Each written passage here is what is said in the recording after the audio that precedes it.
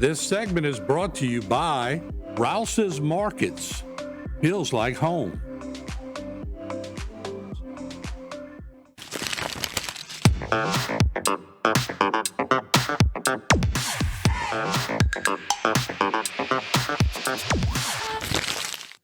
Welcome to this new series called College Prep.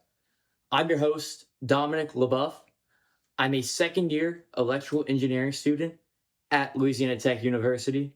In this series, I'm going to give y'all some of the information that I've learned throughout my studies at Louisiana Tech to help increase your knowledge of physics, science, mathematics, and history, or to help you complete your degree whenever you go to university. So let's get started. So first of all, I want you to look at this. This is an atom, the most basic building block of all matter in the universe. Everything is made of atoms, from your dog to your cat to aliens and to even Bigfoot if he really exists. Atoms are these very small particles, and lots of these particles are used to make up stuff in our universe.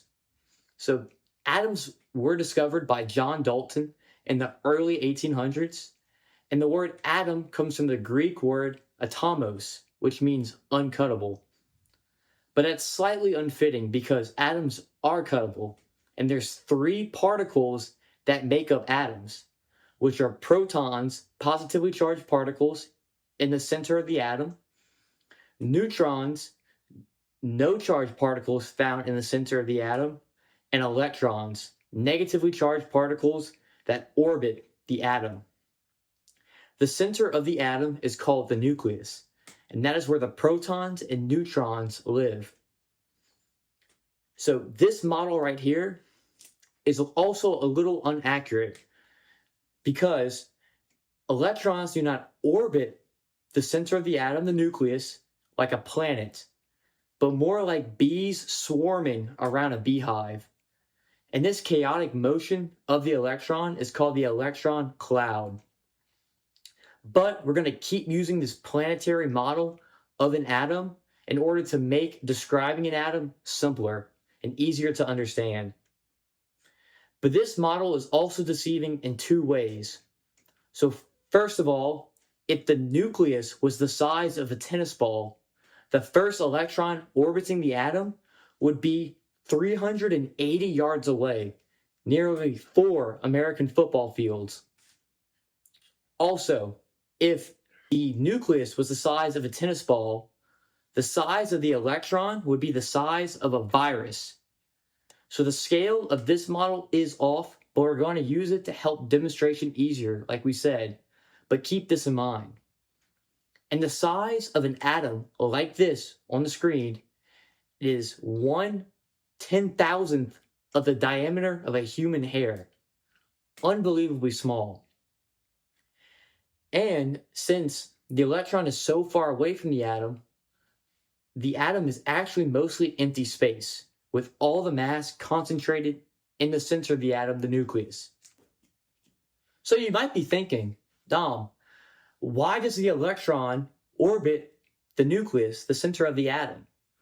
And to tell you that is, we don't really know why. So why do protons, neutrons, and electrons exist like this and make this certain formation? We know the laws that govern these properties, but we don't know exactly why it's like this. Whoever created our universe designed atoms to be made in this very specific way. All we know is the laws that govern them, that make them form in this very specific fashion. But we don't know why protons were popped into existence to begin with. So now let's go to the periodic table so we can see how scientists present all of this information to other scientists so they can know information about the atom. So this is the periodic table of elements. It shows every atom that scientists has discovered. I'll be using the word atom and element interchangeably right here because they kind of are. So let's look at the neon element symbol presented on the screen right now. So each atom on the periodic table of elements has these three basic components: the atomic number, the symbol, and the atomic mass. Let's go with the atomic symbol first. This is the easiest of the three.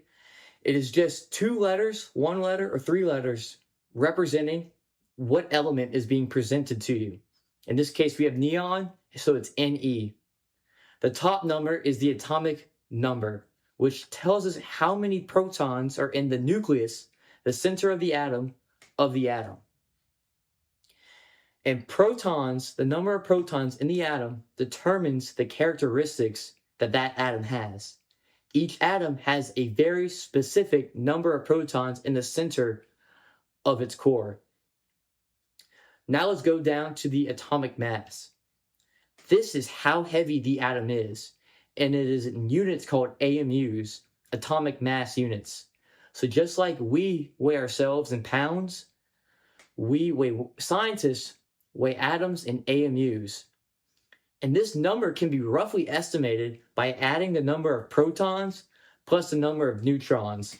For example, in neon's case, it has 10 protons. So 10 plus 10 neutrons, which it also has, would give us 20. So hopefully this wasn't too much information to digest all at once, but this is the very basics of atoms and what everything is made of in our universe. So if you like this content, please stay tuned for next week as we dive a little bit deeper into science, mathematics, and history. Thank you for watching, and have a good day.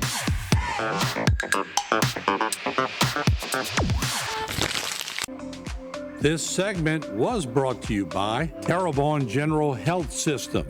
Your partner is good health.